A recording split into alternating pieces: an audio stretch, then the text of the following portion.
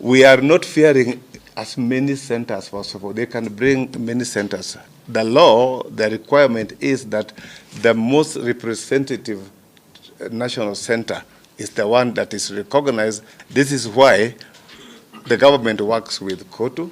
All of us, we have the freedom to choose where we will go during election time, and that is democratic rights.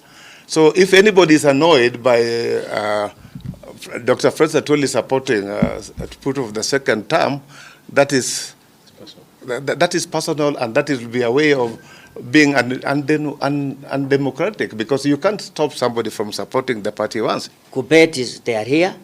Nat, they are here.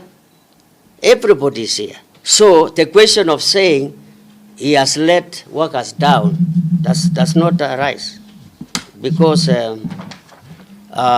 individual union will always deal with CBS individually.